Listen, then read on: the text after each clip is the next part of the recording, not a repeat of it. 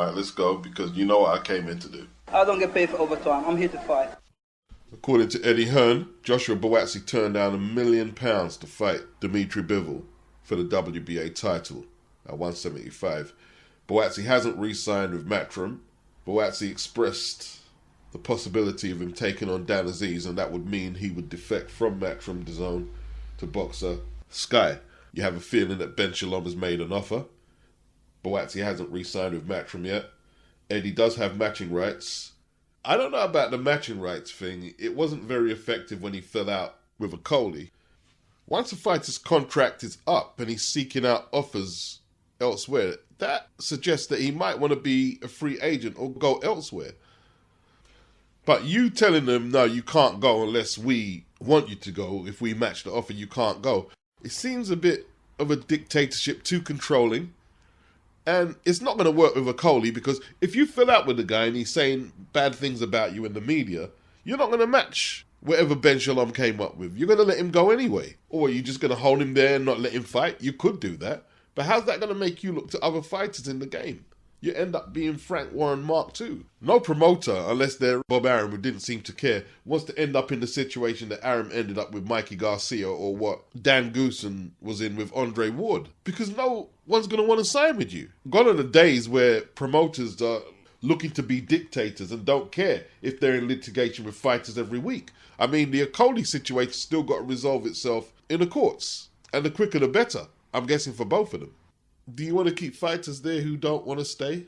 They may not even want to just leave. They're maybe just a bit indecisive, a bit apprehensive with re-signing. If they want to re-sign with Matchroom, they will, like Dalton Smith did recently. He didn't go to Ben Shalom. Was I disappointed that Buatsi turned down the title shot? Yes, and I haven't got all the information of what's happening, but you want to fight AZEEZ rather than Bivol? It might not just be down to a spat with Matchroom or Eddie, or being lured by the big money that Sky and Ben Shalom are offering. Maybe he just doesn't believe he can beat Dimitri Bivol.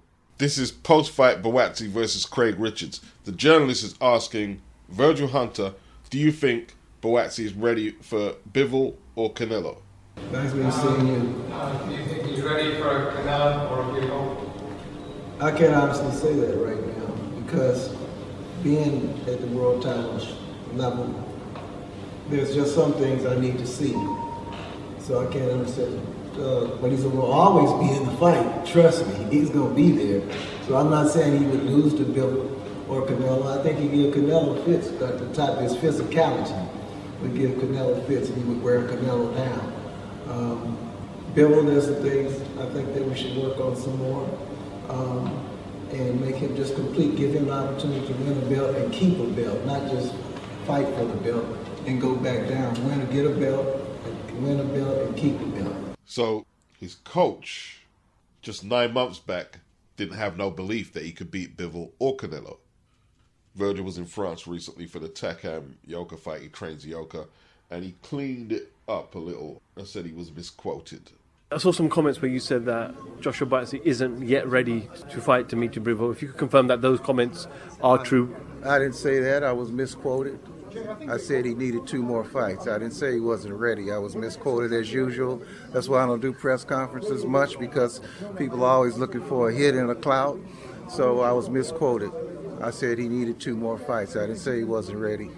Is that semantics? If you say he needs 2 more fights, that means it's not ready. If you've got a cake in the oven and you tell me it needs 20 more minutes, that means it's not ready.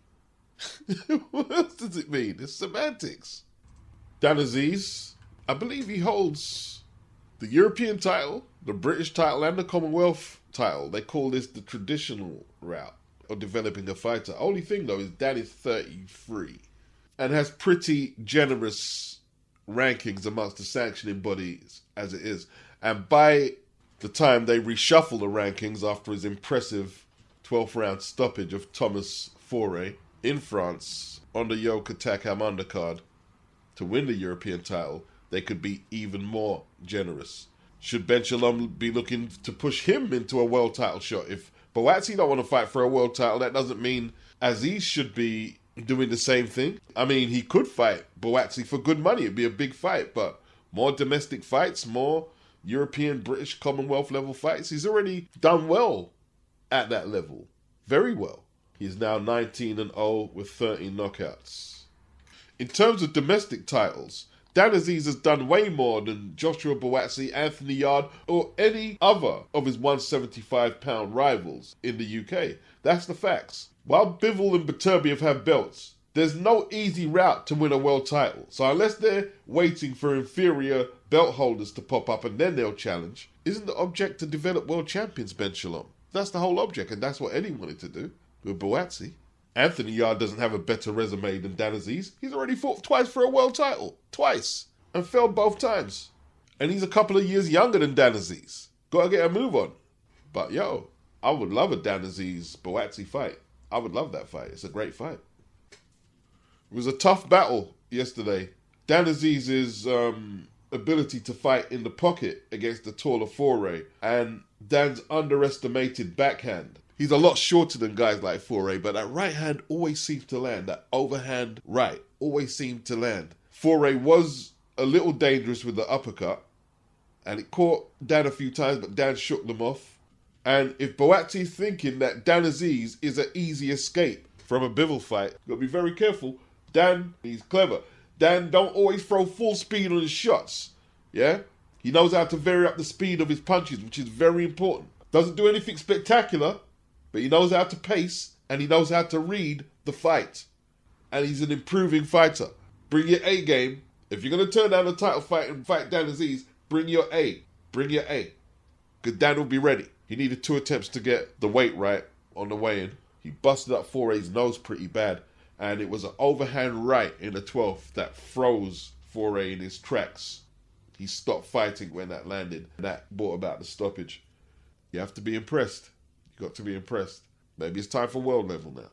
In all truth, though, you know, it looks like Bivol and Beterbiev has a chance of happening. So, in the meantime, a Buatsi bout, not bad. But, you know, you lose that one, Dan, then, you know, your rankings, your favourable rankings disappear and world title shots are even further away. So, it's something to think about for Ben Shalom. But then again, if he's got both of them in-house at Sky, he doesn't care, does he? He's quids in. Main event. I didn't consider this an upset like some people are saying. I mean, just look at Takam's resume. And don't worry about the win and loss ratio. Look at the fights that he's done really well in. Even if they're losing efforts. I didn't see this as an upset. Tony Yoka's been inactive. He hasn't looked motivated for large parts of his career. Takam is a French national like him. The crowd were familiar with Takam as much as they are Yoka. Although Takam doesn't really fight in France like that. Takam done a beautiful job of rolling punches and outworking his opponent with hooks from both hands. Yoka's punches look slow, no snap. Then you throw the Martin Bakole loss last year where he was really beaten up. He hung in to go the distance, but he was really beaten up. You had to wonder what his confidence would be like. And it should have been a UD, but then again, the Martin Bakole fight, that was a majority decision when he clearly got waxed, right? That was a majority because, you know, they're still trying to hold on to Yoka as the guy to revive the infrastructure of boxing in France. And this was a split decision. The crowd booed the scorecard that one of the judges scored for Yoka. They booed it. We know who won. And Carlos Takam, he deserved his win. Yoka, I don't think Yoka is finished. I heard Eddie Hearn say Yoka is done. Yoka is not done. He's not done. He's not done. He's only had 13 fights. He's only 30 years of age. He's not done. He's not done. He's 6'7", 82-inch reach. He needs to keep plugging away, maybe lose a couple more. But there's still some big fights out there for him. How much does he love boxing? He could become a very good gatekeeper, transition to a gatekeeper, and maybe he could get another run at becoming a contender. He does have ability. He used to have really good footwork. He was a good miller. He used to be able to punch while moving, and we're not seeing that. We're not seeing none of the stuff that made people say this guy could eventually become somebody. We're not seeing it. A lot of people are not impressed with Virgil Hunter as a trainer. It could be time to explore another trainer. I'm not saying Virgil Hunter is a bad trainer. I don't agree with that. But maybe it's just not a good fit between them two. Could be time to explore another trainer.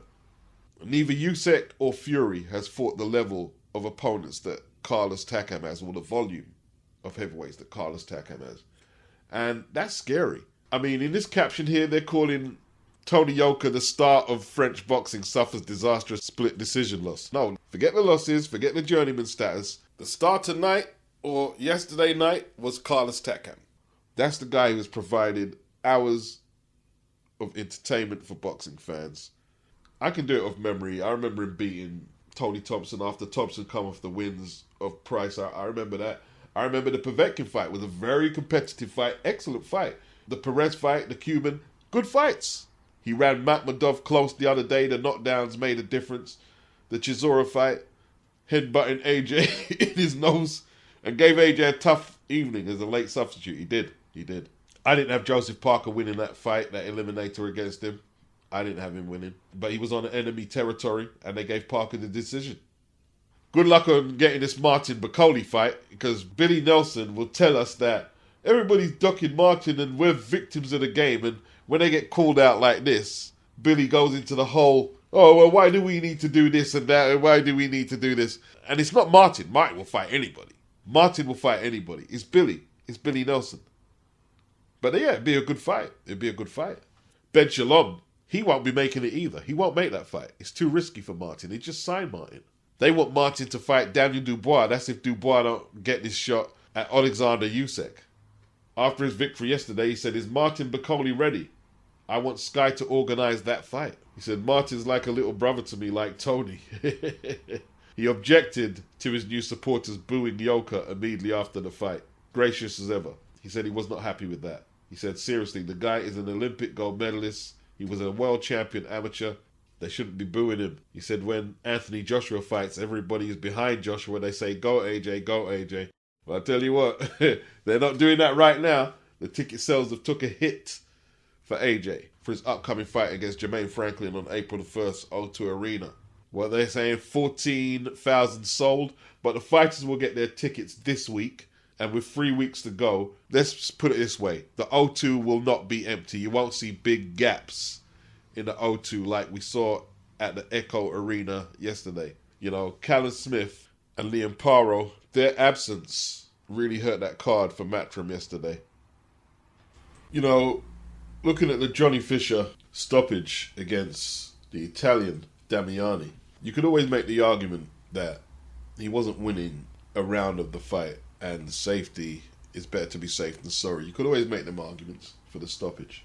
But professional boxing is about overcoming adversity. It's not just, you get hit with one shot and the referee jumps in. It's not amateur boxing. And this guy took a big overhand right from Johnny Fisher on the ropes.